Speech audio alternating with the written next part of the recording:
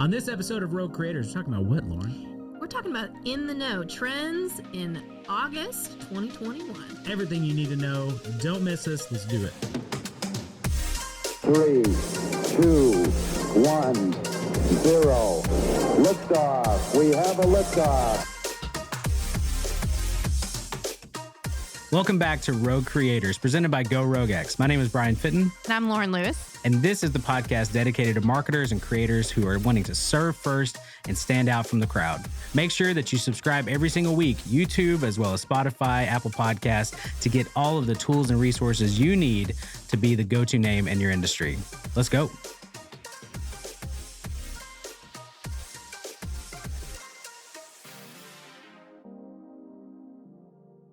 Hey, what's up, everybody? Welcome back to Rogue Creators. My name is Brian Fitton. I'm here with my awesome co-host, Lauren Lewis. Hey.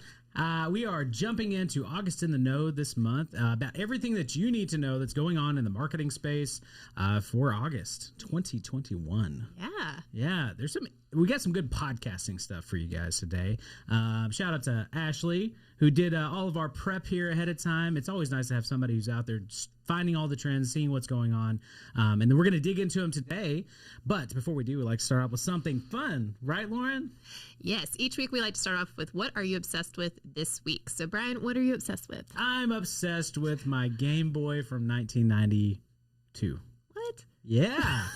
So here's the deal. I have always kept every single game console that I've ever had. Okay. And so the other day I was digging through stuff and I found my old Game Boy. I actually meant to bring it to the office today, but I did not. It was going to be like show and tell, you know? Sure. But anyway, I have so many games. I played Batman last night. It's been like a good, sit in bed. You cannot see the thing. Sit in bed with your Game Boy? Yeah. It's like before, people read books and other things that are healthier, but I like to play a Game Boy with a screen that is 30 years old that you can't hardly see. You adjust the contrast on it. Sure. Yeah, of course. There's no backlight. Was this a colored one? No, it's 93. Oh, okay. It literally did not even have a backlight. Like, you have to sit in a light to be able to play this thing. Wow. Oh, it's crazy. This is bringing me back. Anyway, yeah, so those games are really hard. Like, I have several, Yes. and they are just extremely difficult. So anyway, and there's no save options, and the Joker has beaten me several times already. I don't understand old games that they were like, forget a save option. You just have to sit down and devote 10 hours. That was the thing. Well, I think back then, there wasn't a save option until PS1 came out with an actual memory card, because there wasn't an option for saving things. But I agree, you had to devote that time. You just left it on. It's probably why the screen's gone really bad. But anyway, because I left it on too much. But anyway, if you have an old Game Boy, you should let me know, because I'm now digging back into the old. The thing is a brick. It is massive. It's awesome. I love it. Anyway, what are you obsessed with, Lauren? I am obsessed with the book Grit by Angela Duckworth. Jeff Bridges. Yeah, absolutely. It's a great movie. Anyways, Sorry. it is, she is, I'm pretty sure a psychologist. Oh, okay. But basically her book is all about the principle of grit, basically, versus talent, and looking at how perseverance, passion, and effort really trump talent. Yeah. And so it's really, she kind of goes into some actual scientific studies with this, and showing people, particularly within I think it was the armed forces and different things of who had really high potential versus someone who just had grit, and who was more successful in that.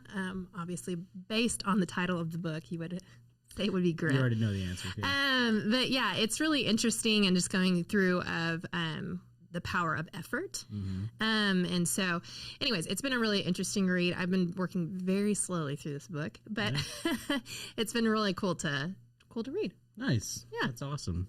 It's not as cool as your John Game Wayne, yeah, it's not, but John Wayne would say that you need to have true grit. Oh my gosh. And so there is that. But then also on top, it reminds me of Rudy. You remember the old movie Rudy? I've actually never seen it. Oh, it's so good. I know the principle, but okay, but it was basically that. It's he had no talent. Everybody told him he had no talent, but he had such a drive and grit to get, and he played for Notre Dame, which is really cool. now you've ruined it. It's Spoiler 70 alert. years old or 60, maybe 60. Yeah. Lauren also just said, "Yeah, I know the gist of it." And then you explained the gist of it. It's for all those other listeners out there. In case. So actually, fun fact about that. My cousin works at Notre Dame. And they said on their acceptance when they were getting like essays and everything, supposedly, and this is like, they throw out any essays that mention running. I can understand that. That would make sense. So, yeah. Anyways. That's so sad, though. Yeah. Anyway. All right. Well, hey, we need to get into August in the Know. And so we like to do these once a month just to kind of keep up with trends and what's happening in the marketplace. So that way you, as a marketer or creator, you are able to actually know what's going on and make sure that you are up to speed. And so the first one, I mentioned it, we're going to talk about a lot about podcasting stuff today because there has been this past year or 6 months, literally just insane changes in the podcasting game. And so anyway, we're going to dive into that first. So our first one up is what, Lauren? Apple. Yes, it is. Apple finally fixed its podcast bugs. So tell us a little bit about that, Brian. So iOS 14 kind of messed up a lot of things for a lot of people. And then also they launched their subscription service through podcasting as well. Mm-hmm. They just, I think they swung for the fences and didn't quite get there with a lot of things that they were pushing out. So especially in the e-commerce world, that has been disrupted when it comes to privacy and tracking and stuff like that with iOS 14, which is good and bad. It's all the things kind of mixed in. And so, but this specifically with this update with Apple Podcasts, they had a lot of bugs when it came to automatic downloads. And so typically what you would see, and this is with most podcasters, is, hey, I subscribe to a podcast and then it automatically downloads into my library so that way I can listen to it. And this actually goes back to, I'm about to take you guys on a history trip right here. Okay, I'm excited. Get ready. So back in the days of actual iPods that you put music on, you had to download everything onto your computer. Mm-hmm. You would move your music and stuff over that and then download it to your iPod, and that way you could take it on the road. And so essentially podcasts were like that when they first came out, right? For Apple. Anyway, this is for all of our Gen Zers out there. Say, yeah. Okay? Hey, I'm on this old kick. I got my Game Boy. I got my old iPod. I mean, we're just bringing technology back here. Anyway, but it essentially went back to that. It has been that way for podcast downloads for iTunes for quite a while. And so what happened was with this bug, it basically stopped that. It stopped automatic downloads. You want to make sure people were actually still interested in the podcast that they had. And so what happened is a lot of people's numbers dropped drastically. So, do we have a quote here, Lauren? I do, but I'm hoping this is related to what you just said. Yeah, exactly. So from Vulture, whoa. Before the fix, it was only when the user directly interacts with the show listing by tapping follow, play, save, and so on that the affected episode will download in its entirety, guaranteeing its recognition as a reported download. So yeah, just what we noticed was just a huge, consistent downward trend. And so people were really curious as to what was going on with their analytics. And it was really frustrating. And I think especially since Apple and Spotify kind of went head to head, it definitely seemed like a clear winner came out because Apple just had so much problems. Yeah, and exactly. And that's, I think, again, it's good and bad, right? You don't want to have false downloads. If people are not actually interested in your show, right, then it's just vanity metrics at that point. And so all the good grief, all the groups, all the threads that I was in, all the forums with podcasting, people were freaking out over this as people were updating to iOS 14. And so just drastic numbers declining. And so what's sad is most of the podcast hosting platforms are getting blamed for this. Mm-hmm. Like it was their fault. Like all of a sudden it was like Buzzsprout. I'm in that group and they're like, there's something wrong with Buzzsprout. There's something wrong with Transistor. There's something wrong with all of these podcast players or hosts. And it wasn't. It was actually Apple. So it's interesting to us. So even in our analytics, we are 60%, maybe even more than that, from if we've increased actual downloads from Apple. Okay. Like most of our downloads, most of you guys listening out there are listening on an Apple device, which is still kind of crazy to me because and using the actual podcast player, not using some other player. So I listen to Stitcher. I love Stitcher Radio. It just has a good flow to it. They recently designed the UX for it, and it looks great. And so anyway, it's been nice, but it's interesting that we still have so many people out there listening on Apple Podcasts. Oh, I think it's really true. And I think a lot of people that don't know much about the podcasting space believe it is the only player. Mm-hmm. I actually had this conversation with my husband. Oh, no. And I was like, why are you listening on Apple? I wish I'd have known this. Oh. And he was like, well, this is like the best. I was like, to me, I'm so sorry, Apple. It's the worst. It really is. It's a terrible. I'm a big, I really love Spotify. And so it was just I was like, this just seems ridiculous and inefficient. Shocking. Yeah, it was really shocking, but. Inefficient. But there are some podcasts that you can still only get on Apple Podcasts. That is true, yeah. And so I have, essentially, those are my podcasts that I listen to on Apple Podcasts because it's like, I have actually emailed other podcasts that I listen to. I'm like, hey, you really need to submit to like Stitcher and Spotify and all. And I've had people they've responded like, yeah, we're thinking about it. We're going through the process. I'm thinking about it. You know what? Here's the deal. I'm just trying to help you. Trying to help you grow.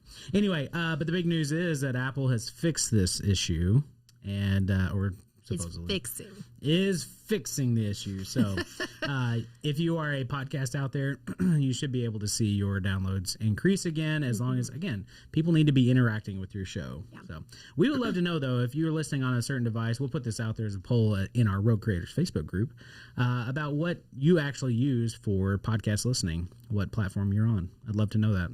I do have an update from an avid listener named me.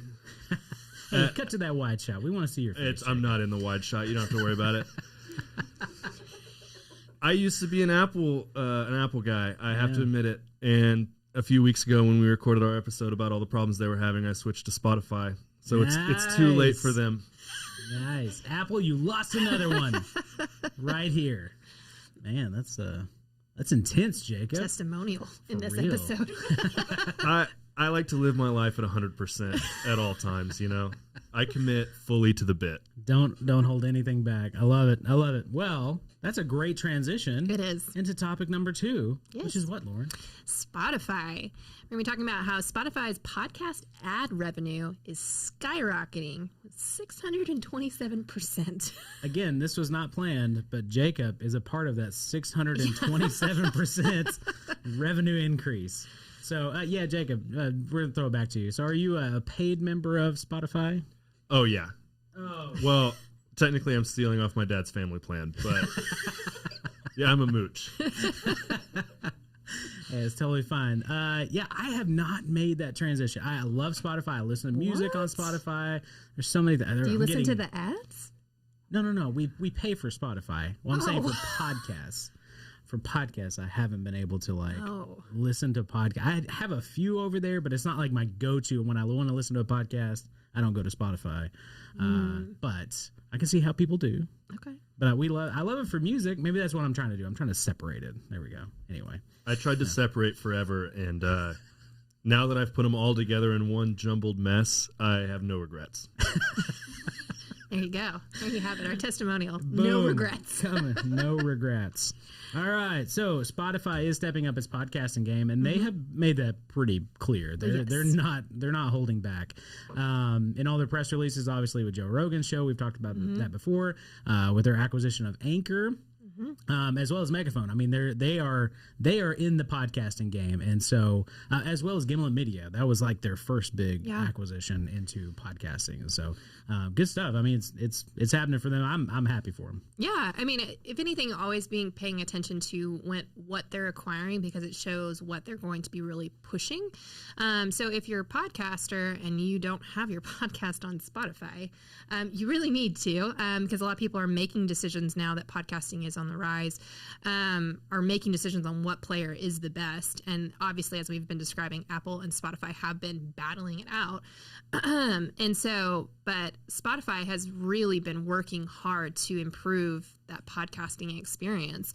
And their CEO, Daniel Ek, said, "The days of our ad business accounting for less than 10% of our total revenue are behind us. And going forward, I expect ads to be a substantial part of our revenue mix." So it's going to be very interesting as they are really pushing into this space, and what they're, just something to pay attention to for sure. Yeah, absolutely. Well, We've talked about it before, but the competition in the space is great. I'm super excited that that is actually happening, and the world of podcasting is moving forward. It was kind of stale for a few years there, but I'm really excited that the platforms are jumping on board, seeing the value of that. And then also, I mean, going into this, like their app in general is amazing, and just the attention to detail, like they're making it a social media experience, which I think is super smart. And they are moving in that direction too with video as well as video podcasts. So at some point you will see Rogue Creators video podcasts on Spotify, and it will be a seamless transition, as well as the Boombox feature on Facebook. Correct. Holy moly, we're just coming full circle here for all of our In the Know fans out there. Sure. But Boombox is dedicated, is a Facebook feature to where you can actually listen to Spotify while you're cruising in your news feed, and it pauses and stuff if you're playing a video or whatever. And so podcasts are now a part of that. They're still kind of slowly rolling that out. I'm so ready. So ready for it. So ready. But when it comes out, it's going to be huge. But it is one of those things with Spotify. They are really stepping up their game. And man, I'm an Apple fanboy for most things, but goodness, Spotify's taking over, and I love it. Yeah. Yeah. All right. So our last thing is what, Lauren? Twitter. Oh man, Twitter. Still hanging in there, Twitter. I love Twitter. The way that they will try anything. Yeah. I mean, really, they really will. I'm not really active on Twitter, but they are testing out a new shopping feature. Nice. Tell us about it. So select U.S. brands can now use the Twitter Shop module, or module, I should say. It will have a dedicated space at the top of a profile where businesses can showcase their products. You can scroll through a carousel and tap through single products without leaving Twitter. Very, very cool. And if you're watching on video right now, we have that displayed on our TV. So shout out to Ashley again and Abigail for designing some cool slides. We're trying to make this more of an interactive experience if you guys haven't seen that in the past couple episodes. But that way you guys can actually see what we're talking about here. Sure. So, but yeah, this is an interesting thing from Twitter, especially. And I agree with you. I appreciate that Twitter is just, they have no shame. They will try whatever they can. And then also on the back end, fleets and double bubble fleets. I think that's dead. It is dead. And it was sudden. I was kind of not disappointed. I don't use Twitter that much either, but it was one of those things. It was like they tried it and then all of a sudden it's like, wow, this is not working. So they just cut it like immediately. So there were a lot of creators out there, and especially in this space, that were really upset. Because they're like, we engaged with your feature, we jumped on it, like we were early adopters, and we're making it work. From what I heard from several people, especially in the business world, they were like, I'm getting clients and we're getting traction, we're getting awareness out there because of this feature. And then they were like, nah, cutting it. So we're always telling you guys to be early adopters. You should with Twitter. Just be mindful that they will pull the rug out whenever they want. So just be careful. So this is a really cool feature. And obviously we've talked about social selling in general. And so obviously this is in that space. It's headed down that direction. It's really cool. Yeah. So this is still in like a test mode. So there's only select groups that currently have this. But product lead Bruce Valek, with this pilot, he said, we'll get to explore how our engaged, responsive, chatty audience reacts to products that are emotionally charged, like a new jersey from your favorite sports team, or that providing lasting impact, like a new skincare regimen. That evokes some emotion with me. But I'm not trying to make fun of him. It just is a funny quote. But yeah, it is really cool to see how people, especially during pandemic life that has lasted far longer than we thought it was going to, how people are trying to make your shopping experience not just like shopping on Amazon, but a lot more engaging, a lot more social. And so Twitter it's trying its hand at this. So it's something definitely to pay attention to, especially if you're in the e-commerce space. Yeah. It's only available for some specific brands right now, but I'm assuming that they will open it up for most brands here coming forward. But also they needed to, because obviously there is a platform out there that is massive when it comes to shopping, and that is Instagram. They are doing phenomenal when it comes to social selling, social shopping, making it very easy, removing all the barriers for their customers to do business with them, which is it's a big deal. It is. So good job, Twitter. We're still, you know what? We're still plugging for Twitter. Sure. We're still here for you. Jake is a big Twitter user. I'm very pro Twitter. I was sad to see Fleets go. Yeah. I never used them, but I saw people that did. It's one of those things you you want to have the option just in case you ever did want to use it. Like, what if I'm feeling crazy and I've got something that I don't want my Instagram followers to see, but I want my Twitter followers to see? You're like, I want to be able to say, hey guys, I'm moving from Apple Podcasts over to Spotify, but I don't want my Instagram followers to know this. Exactly. It's going to be a surprise for the Instagram followers in a few weeks. Like, if you follow me on Twitter, you get the newest, latest, and greatest, and it comes out a week early. So, hey, again, use it to your advantage. Sure. We would love to see if you are adopting these new features, if you're seeing a Spotify jump in your podcast, or if you've seen those issues with Apple, please let us know because we like to hear that feedback and let us know that we're on the right track and giving you the information that you need to know as well every single month. So make sure you guys jump over into our Facebook group, Rogue Creators. Yes. Has the same branding. That's on the TV. So if you're watching, same branding, you'll see it right there. And jump into the conversation. We got a lot of really cool people in that group who are doing some amazing things. And so we'd love to have you as well. And then obviously make sure you subscribe. Even if you're an Apple Podcast listener, it's totally fine. Subscribe. So now we'll get those automatic downloads. And until then, thank you guys. We'll see you next week.